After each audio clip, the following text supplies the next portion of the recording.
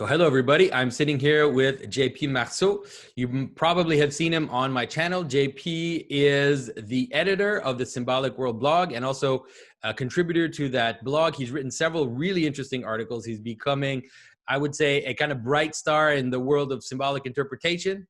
He also is able to provide other aspects or ways of talking about symbolism that I don't have. And so more philosophical, talking more about science. And so I really enjoyed talking with him.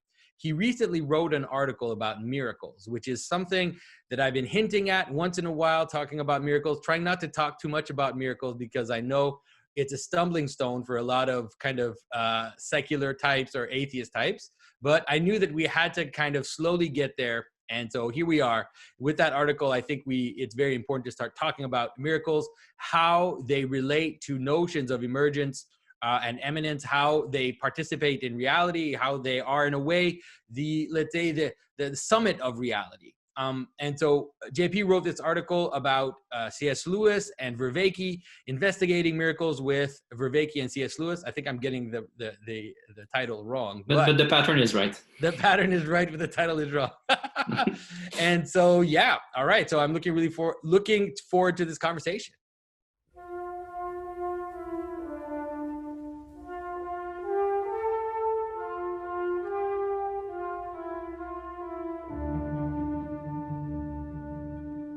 This is Jonathan Pajot. Welcome to the Symbolic World.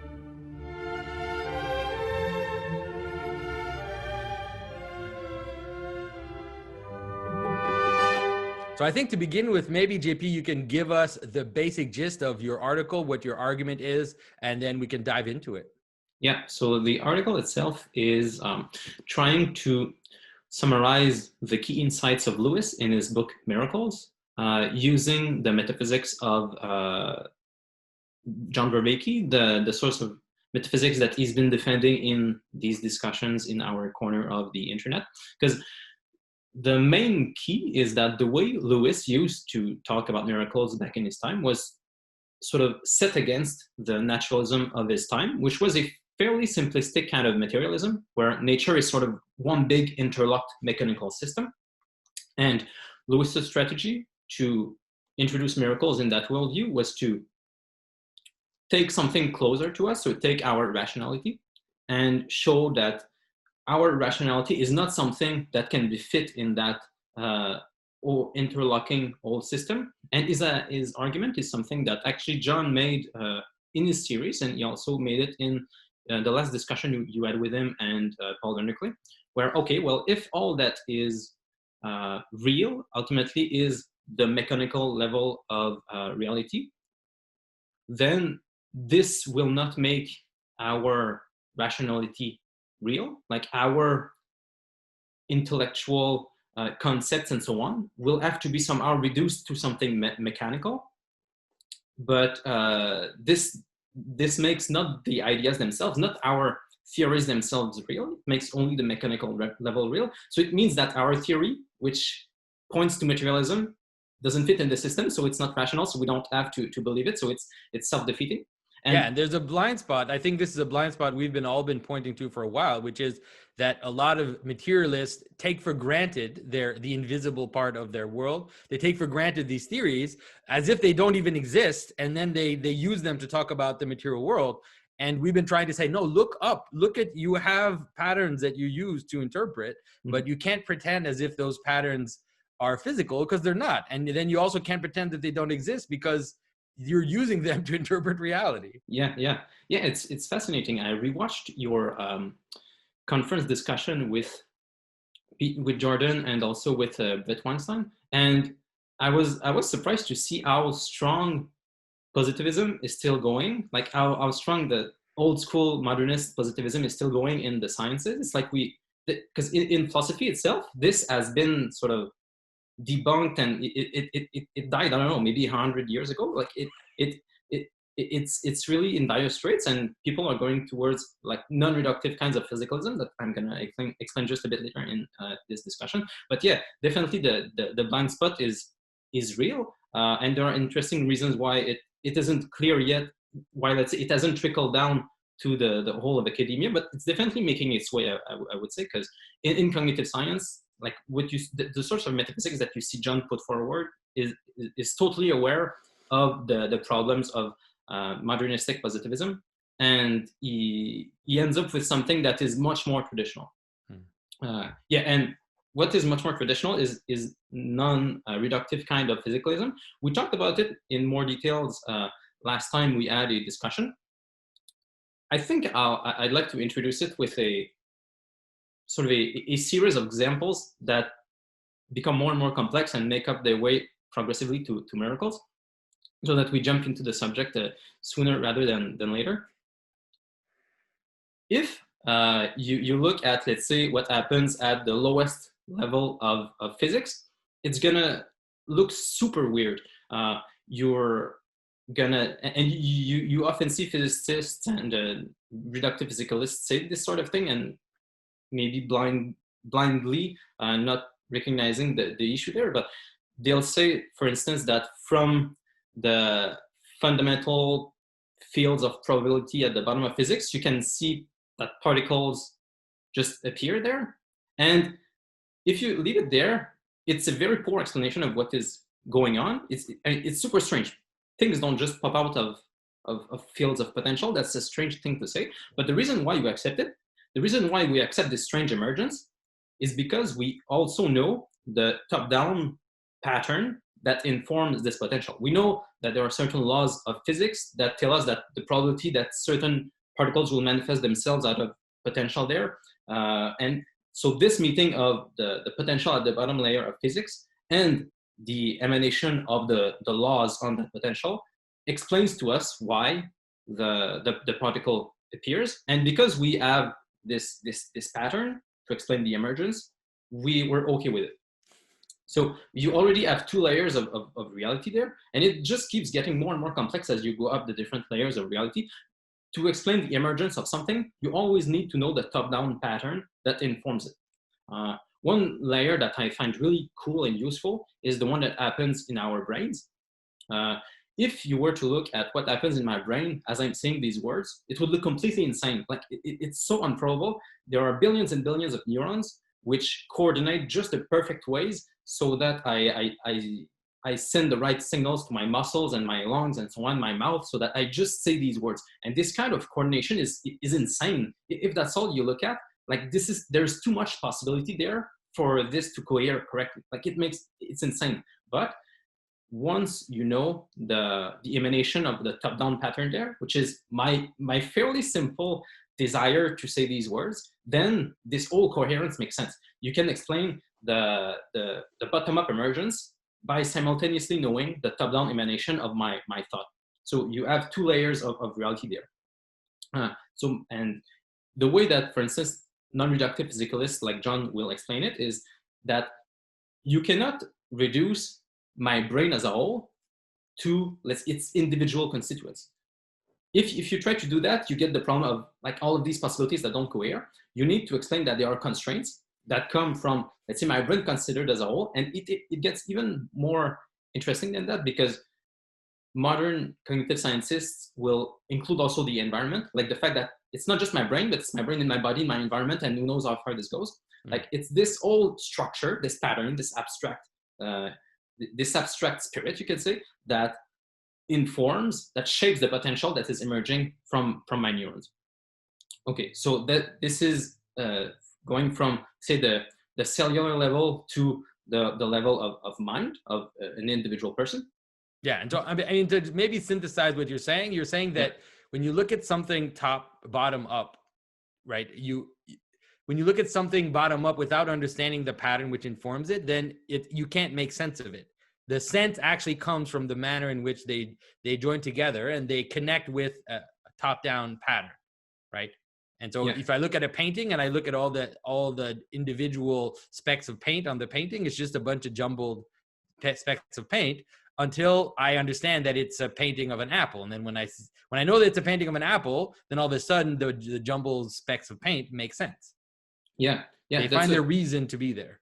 And it's one of the things I'm hoping to bring out of this conversation is I tend to speak, let's say from the outside. as like the old school philosophers like Aristotle or Aquinas would do, of seeing that there are layers of patterns in the world. And the way that you tend to speak on your channel is more as a phenomenologist, looking from how we perceive things. As if I can, we can take a simple object like you took the painting. We can look at it from the first person perspective, where there is a combinatorial explosion of facts in the painting, and I have to take this all of these facts, like this layer of infinity of facts, and I have to abstract a pattern from it so that I can then understand this combinatorial explosion. So this happens in my consciousness so that I can actually see the painting, so that I can see anything really. I have to make out the pattern behind this emergence. And what I want to put forward here is that while this does really happen phenomenologically in my consciousness, it also happens independently of me in the painting itself. Like in the painting too, like the whole structure of the canvas is informing all of the fundamental particles or whatever in the painting, and they're always changing. Like there's all kinds of chemical interactions, and like photons are being going in and out of the painting and so on. So the form of the painting, which exists, even if no human is looking at it, the form of the painting still exists, and it is informing really the multitude of atoms and particles and so on that are in the painting. So the meeting of emergence and emanation within my mind that allows me to perceive the painting is also occurring within the painting, in the meeting of the emergence from all the particles and downwards from the form of the whole painting. Okay, so we talked about a few levels, and if we keep going higher, we'll get closer and closer to miracles. The sort of top-down causality, the way that ultimately what I want to get at, and it's what Lewis was getting at as well, we want to say that the way that I can smoothly have causal influences on my neurons, for instance, the way that rationality can smoothly intermesh with the brain, is the same kind of smooth interaction that God, who is behind emergence and emanation altogether, can have on creation. But it's useful to go through a few layers, I think, to get at this. So one example I like and I use in the article is the example of the placebo effect. Because there what you have is a situation where you need the narrative frame to make sense of what's going on. Because you have a patient who goes to see his doctor, and because he has serious migraines, for instance, and the doctor hands him just a flower pill and tells him that it's a cure for his migraines. And surprisingly, and this happens all the time, within like a day or two, the patient is completely ill. There's no more migraines. You've had this weird coherence of different chemical reactions within the patient that really did like lower his intracranial pressure and really did lower his stress enzymes and so on. So something physical really happened, but it doesn't make sense if you try to explain it in terms of what the flower pill did in his system, because flower doesn't have those causal powers. Like flower doesn't do this. But once you know the story, once you know the pattern, once you know the placebo effect, then this whole emergence makes sense. Once you know the top-down emanation of the placebo effect, and then you can make sense of the emergence of all the chemical reactions within the patient that really did cure his ailment. Yeah, I always use that example too, to talk about how the placebo effect is the last remainder in a kind of materialistic world, one that they can't totally get rid of how more traditional societies thought of causality in terms of top-down causality, and can help you understand ritual. Placebo can help you understand ritual, can help you understand magical acts, can help you understand how, exorcism, all these things you can understand through understanding how, let's say, or at least realizing that placebo is a real effect in the world. Yeah. So you just have to keep going higher to get closer and closer to miracles.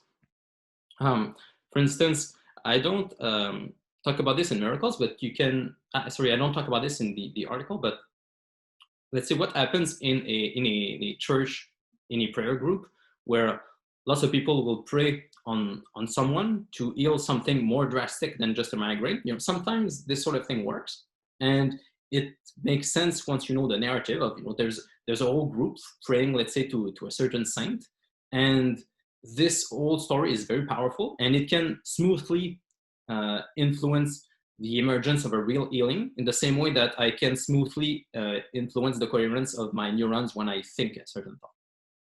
Okay. Yeah, makes sense. All right. So now let's get to miracles here. Go for it. Yeah. Okay, so following what we just said, Lewis will give us a useful criterion to think about even just what a miracle is and how to recognize them.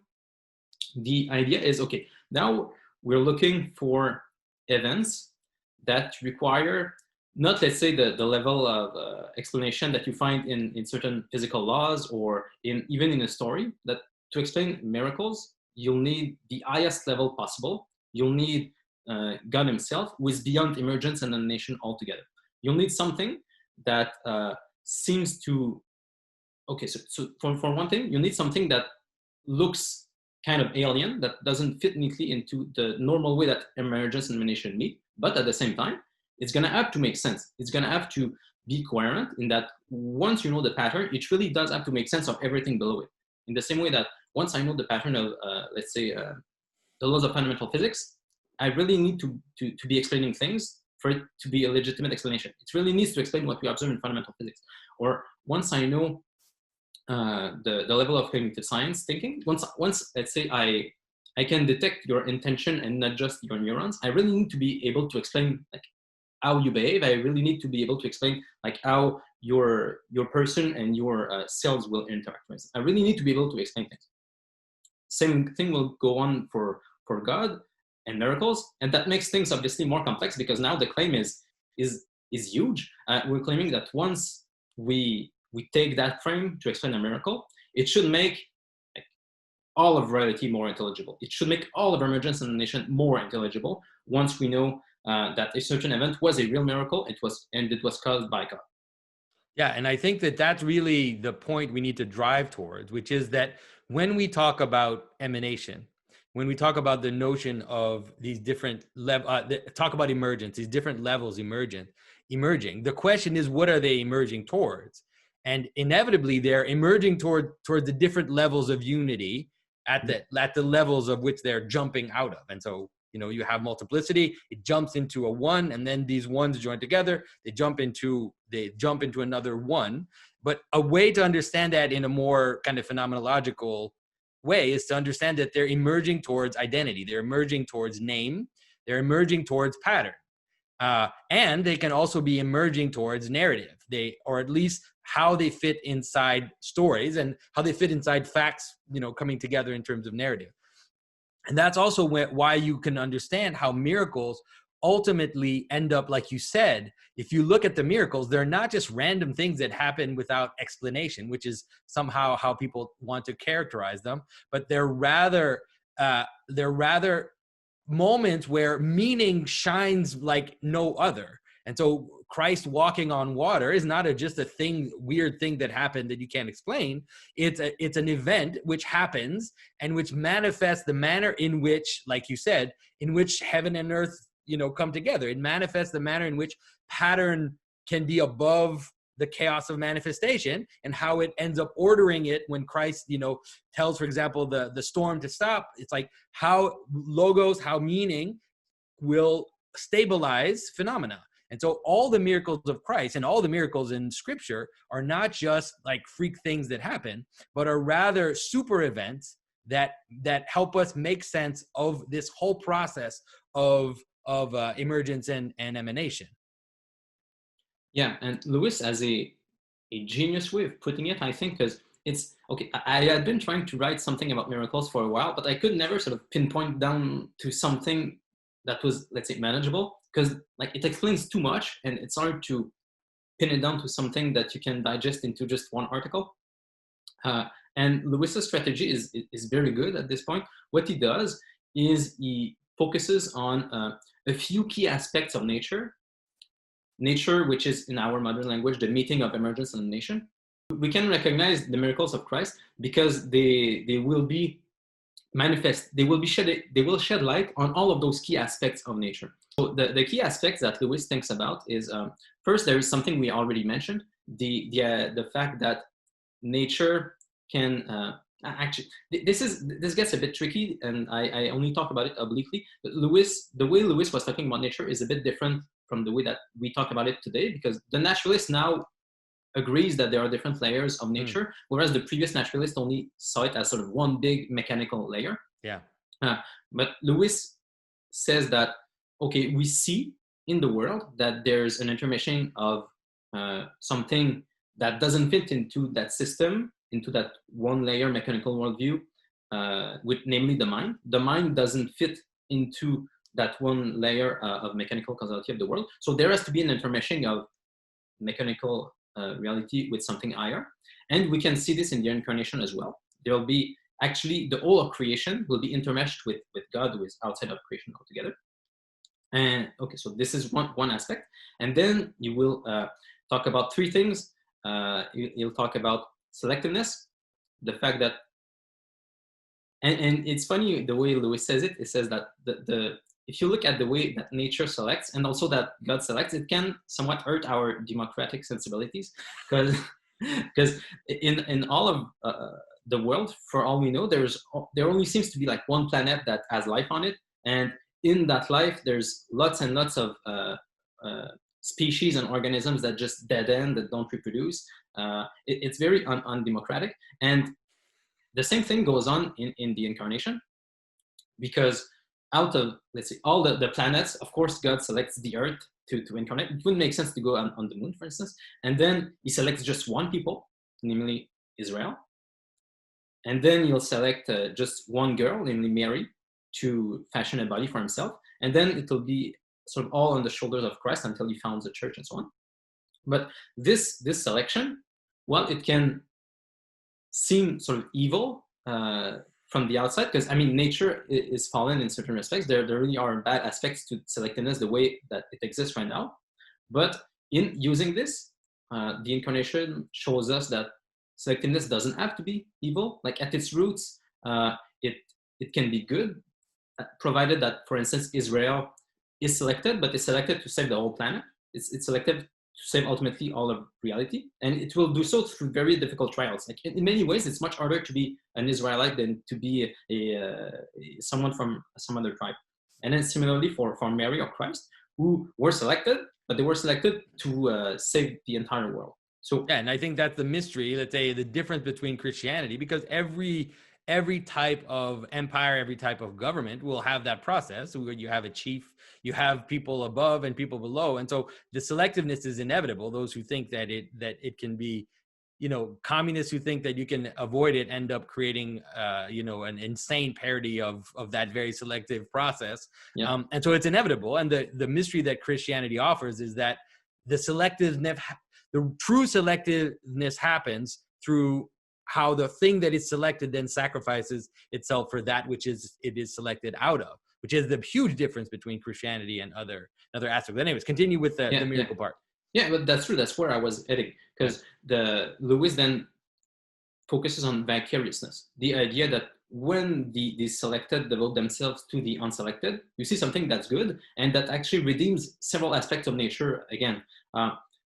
Because no living thing survives on its own. Like, it doesn't happen. In nature, everything eats something else. There are even parasites and all kinds of very bad interactions by which something survives only by being a parasite on something else. But this vicariousness can also be great. It's also the instance of, let's say, the child depending on his mother, or the fact that we depend on Christ. It can actually be beautiful to see some people sacrifice themselves, and for us to accept this in gratitude. It redeems an aspect that is fundamental to nature. This always happens. Everything that exists because of something else, except God. But this gets complicated. Let's say everything in nature exists because of something else. And then the third point is the pattern of death and rebirth, which is also like universal throughout nature. Everything, let's say, everything that we see around us will die. And then Lewis has a very beautiful way of putting it that I had never seen before. He says that by letting Satan introduce death into the world, God sort of was doing a master move, a master strategist move, because by letting Satan introduce death into the world, it allowed Christ to die precisely to redeem the world. So it introduced something in nature, which is that everything we see dies, but also it allowed Christ to use that and turn it into glory, to turn death into glory. Because right now,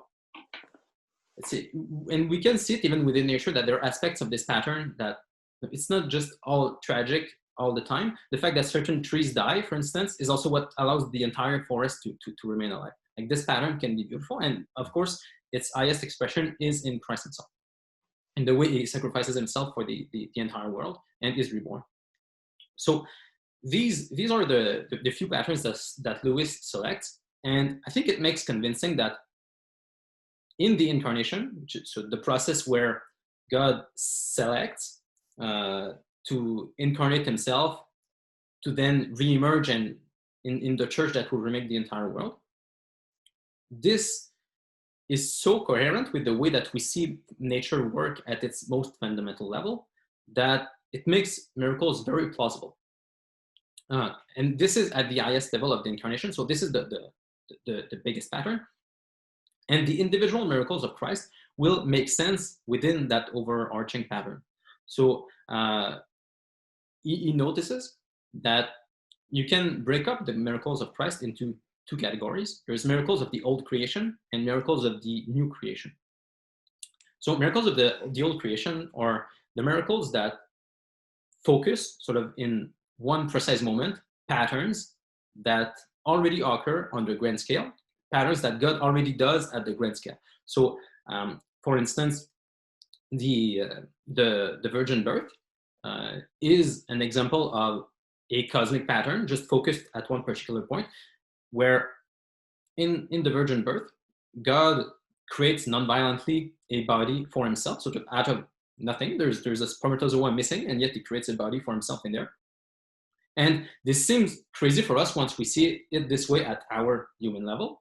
But the same thing happens at the cosmic scale, like all the time. The fact that the world is created out of nothing, I know. for instance, it's crazy too. It's just like people think the virgin birth is insane, but they believe in the Big Bang. It's like, okay, so everything comes out of nothing, but you don't like the idea that let's say that miracle would show you how the reality works, but you believe that's how reality works. Interesting. And it's the same for a bunch of other miracles that Christ does that just replicate old patterns. A cool one is the miracle at the wedding of Cana, where he turns water into wine. And this is a normal pattern for wine that's put into certain jars by the work of human hands to turn into wine. It happens all the time. And it's crazy just when you think about it, that this works. It's insane that something as bland as water by the fruit of human hands can become, it's a euphoric liquid. It's weird, but we only notice this when it's contracted into one moment where God himself tells people to go fetch some water from a well, put it in some jars, and then pour it. So after working water into some earthen vessel or some rock vessel, it will become wine. It again focuses something that always happens in creation into one point. You could also talk about, let's say, the multiplication of the loaves and fishes. This happens all the time, of course, as well, where fishes multiply all the time, and when we plant seeds, it grows again. Yeah. So it always happens, and it's also one pattern that is strange when you think about it. It sort of opens your eye to just how beautiful and kind of crazy it is that food can multiply this way. But so what Christ does is and one way to see it maybe is as a microcosm, because Christ is becoming the head of creation. Creation was in rebellion, and then God comes down to become the head of creation once again, to bring creation into himself, into right prayer, right worship, you can say. And by doing this, he takes something that is a pattern that is sort of on the broader scale, the way that Christ creates the world in general. He brings it into a microcosm so that it can be the head of creation, so the seed that then will bring all of creation back into himself. And it was super important that he did those old creation miracles, because it allows us today to recognize him as God, as the creator of this world, but it also allowed people to do the same at the time. And it was it was an important part of the story. Like, it's what allowed people to recognize him as God back then. And some people followed him, and lots of people just wanted to kill him because of it.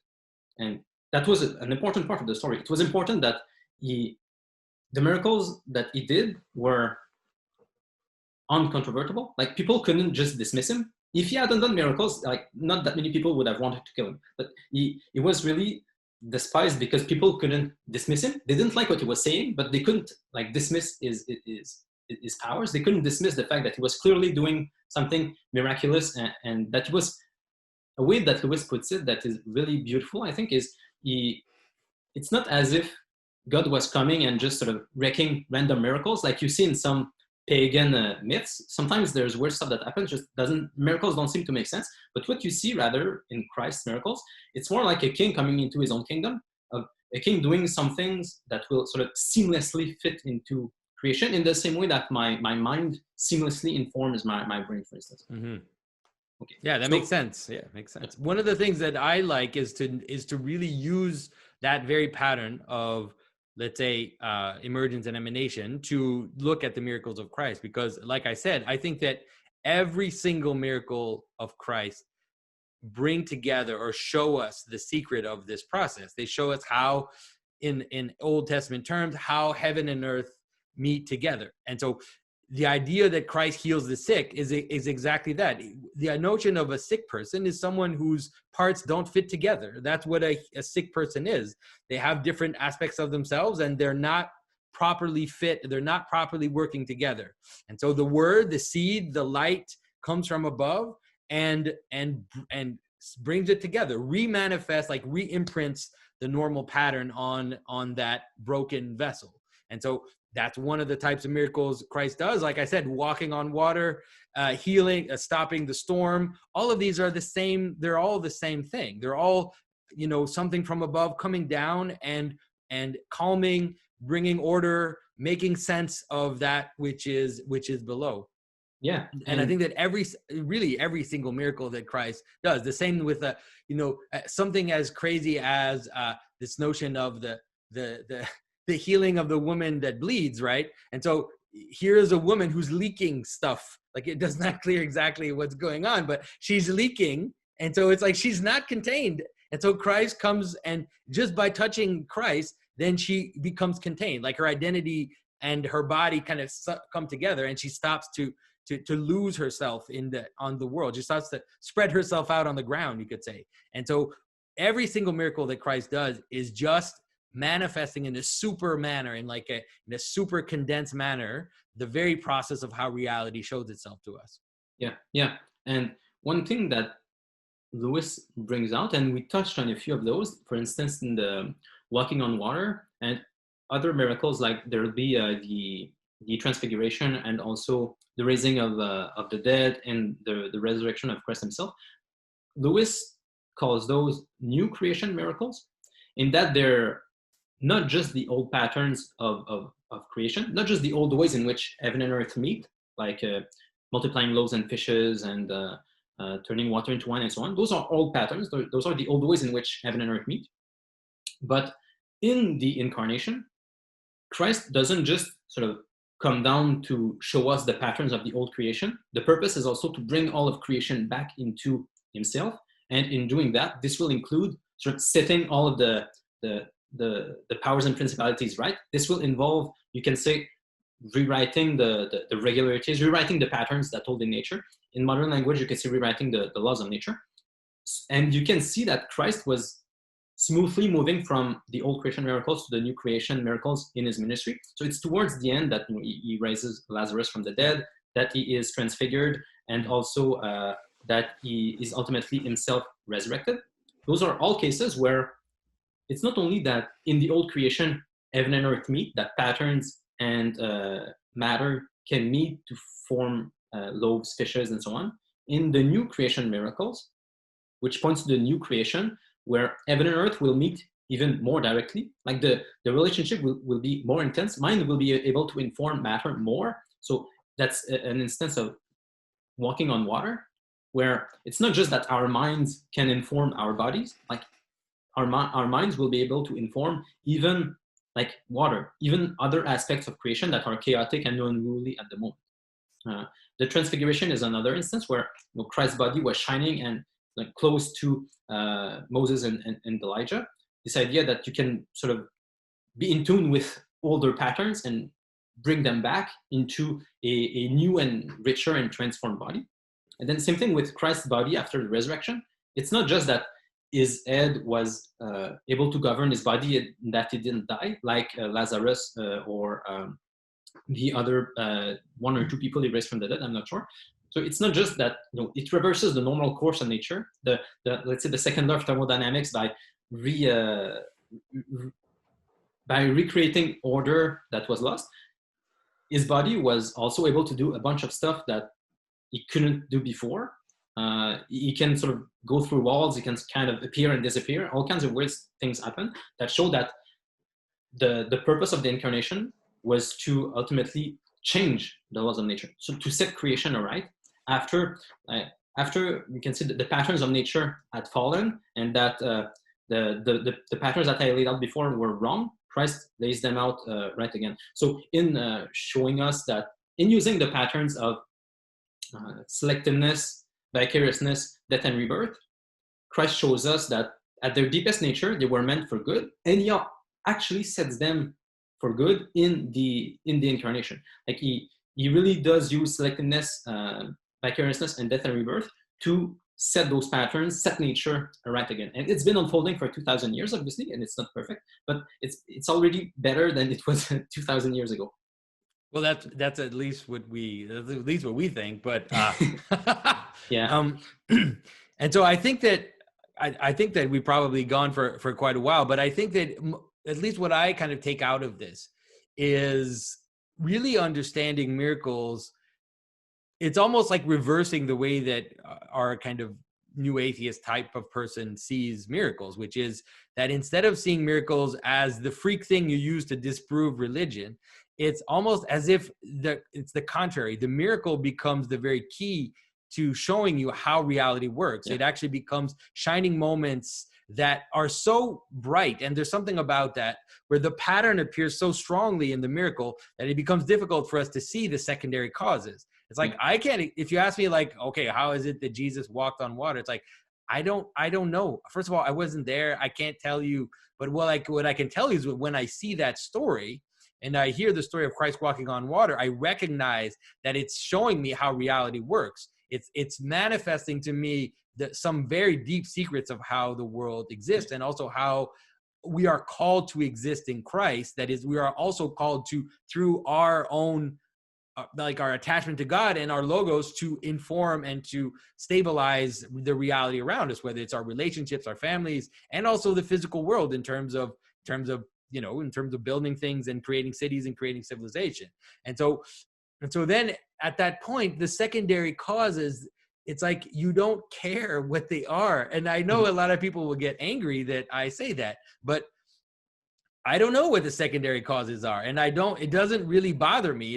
I don't ask that question. Just like you said, in the way that I also don't understand the secondary causes of how my own thought works. I don't understand how all the neurons align and how all the all the cells, whatever, all these things that's going on at lower levels. I don't understand it, and I don't attend to that, because if I try to attend to that too much, then I start to lose what exactly this is about. And I've seen this in kind of modern approaches to miracles, where they try to kind of explain the secondary causalities. I heard crazy things, even Christians saying crazy things about how, like when the Israelites crossed the Red Sea, that, at the Red Sea at that point is really thin. It's really shallow at a certain time of year. And if there was a really strong wind, maybe it could like split open the sea and then they could walk through. And I was like, dude, you're losing the plot here. Like, I don't know I don't care what you're talking about. You're losing, you stop to understand what this miracle is about and how it manifests the very pattern of creation by pulling dry earth out of water through the spirit coming down from above. It's like, once you start attending too much to the secondary causes, you'll stop to see how it's showing you the pattern of reality. I was hoping we would get to this, because there's something I want to stress at this point, and it's not just a pragmatic move of, let's say, focusing on the pattern, focusing on the higher level pattern rather than focusing on the multiplicity. It's like I've seen this in in reading papers in philosophy of mind, like it would be technically wrong, for instance, for me to try to explain why you're talking to me on Zoom right now if I was to look at the precise neuronal events that occurred within your brain. Like it would be technically wrong, and we can do this using counterfactuals. So let's say if I say, okay, so if rather than the neuronal configuration A, you added something else, if this neural configuration didn't happen, would you still have come to talk to me on Zoom? And of course, the answer is yes. Like yes. You wouldn't have done it in the precise way, let's say, that you moved this morning at whatever time, but the overarching pattern of you coming to Zoom and talking to me, this is still true. The real explanation is at the level of your intention, at the level of your consciousness, and not at the level of your individual neurons. Yeah, and I think that's really important to understand because of the multiplicity and because of the possibility of difference at the lower level, if you start to notice the differences at the lower level, then you don't realize that different multiplicities can manifest the same pattern. Like a pattern can manifest for example, like if you take two cups and you focus on how they're different, and you start looking at all the different chips and the different things in the paint and everything, and that's what you're talking about. It's like, okay, dude, both of those are cups. Stop focusing on the details because you're going to forget what's going on. And he's got his Christmas cup too. Look at that. It's not even Halloween yet. Because we had really Christmas weather here in Quebec. Yeah, it was snowing, the last few days. Man. Yeah, it's going away now, but anyways, it's gonna come back. But even this cup, like at every instant, it's different. Like it's exchanging neurons and whatever. There's all kinds of vibrations that are happening there, and it's still the same cup. All the multiplicity at the lower level doesn't prevent the unicity at the level of the cup. Yeah. So I think the same thing happens in the miracles of Christ, for instance. I think a great illustration of this is the fact that we have 4 accounts of his resurrection, and they're somewhat different. And I think this is telling us that it doesn't matter like which precise physical manifestation happened of the pattern. What matters is the pattern of the resurrection was there. Like this is what matters. It could have been like either of the accounts. It could have been something different. As long as the same pattern holds, the precise manifestation isn't what matters any more than when I'm speaking to you now. What matters is the thoughts behind what I'm saying, not the precise neuronal configuration. There could be a million different neuronal configurations that would give the same manifestation of my thought. Yeah, and there was, even in the early church, there was a temptation to synchronize the gospel. There was a desire, some people had the desire to take the 4 gospels and then kind of, streamline them and then make one gospel that everybody would follow. And the church fathers refused that. They refused that process. And I think that there's a hint in there. There's a suggestion of what we said, which is that that multiplicity comes together in unity, and even sometimes things that look contradictory or look like they're not the same, that it's the pattern which brings them together. And so the thing that brings the 4 gospel accounts together is Christ. Christ is beyond the Gospels. Christ, when some people call the Bible the Word of God, got to be very careful. The Word of God is not the Gospels; it's what's above it. It's Christ, which is holding together these different, sometimes even different accounts of his life. Yeah. And I can't. I want to use that occasion to come back, let's say, on especially the very old miracles in the Bibles, because it happens sometimes that I've seen it in Q&As where people ask you about, let's say, the Exodus and so on. And I think with what we've said, we have the key to answer even like some of the more reluctant people. When, let's say, it says that Moses split the water, and you alluded to this miracle earlier, I don't know what the precise physical manifestation of the pattern was, and it doesn't matter. What matters is the pattern. There was a physical manifestation of the pattern. Like it's necessary. It happened. Like it's describing an event. Somehow. I think that's important too. It's not people, because they stop to realize that symbolism is the pattern of reality. They always tend to go towards it's an imaginary thing. Well, what do you mean? It's like it's just a story people told? Yeah. No, it's like that's the pattern of reality. They're talking about how the world manifests itself. It's just maybe not in the way you would want it to be described, but Yeah, I think it's when let's say you often talk about this on your channel, the way you often talk phenomenologically, and it's sort of implicit that when you describe the way that we humans perceive patterns, it's how we contract stories in the past, making them more and more mythological. the fact that we do this in our phenomenology reflects something that is real in the outside world, outside of our phenomenology. So whatever happened during the Exodus, like, I don't know if it was, I don't know what the physical manifestation was, but whatever happened, it was crazy. Like, it's as crazy as what you imagine when you imagine Moses splitting the waters. And it's the pattern that matters. The precise physical manifestation isn't the big deal. It's important that it happened, but the precise one doesn't. And whichever manifestation happened, it's going to blow our minds anyways.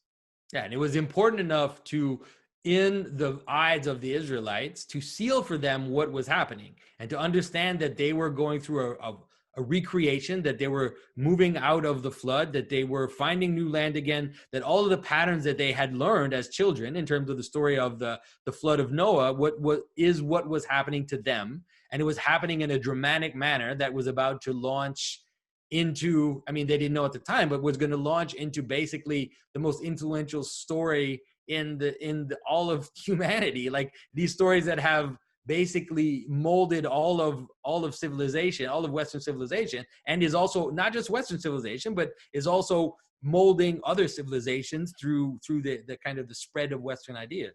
Yeah. And even, let's say, if you try to look at the story of Judaism without, like, by naturalizing miracles, it's not going to be any less weird. It's so strange, like the kind of laws they have, and circumcision and all those rituals, and like, what do they have against idolatry? Like, the only ones who care about this stuff. They're such a weird people. Like, no matter what Genesis you come to use to understand them, it's always going to be strange, and it's always going to express the same pattern as the Israelites themselves described in the Old Testament. Yeah. All right, JP, I think we've gone around miracles and we've created a few headaches to some people watching this, I imagine, the process. And so, all right, guys, the comment section is open. I know it's going to be crazy and there's going to be a lot of stuff going on.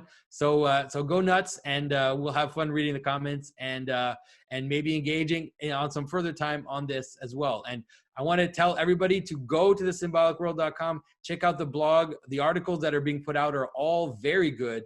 And JP's article especially. So check that out and stay tuned for more discussion on symbolism with other writers on the blog as well. I hope you enjoyed our discussion on miracles. As you know, everything we do here on The Symbolic World is thanks to your support. So you can check out the website, thesymbolicworld.com/support, to find out how you can help us out. There are also ways to purchase some products that I've designed, which are based on traditional imagery. I've just put out some recent patterns based on a Celtic/Anglo-Saxon vision of the four beasts of Ezekiel, which are interpreted as evangelists. And also I put out a dragon all over pattern for a more subtle look. So once again, thank you for giving me the possibility of doing this, and I will talk to everybody very soon.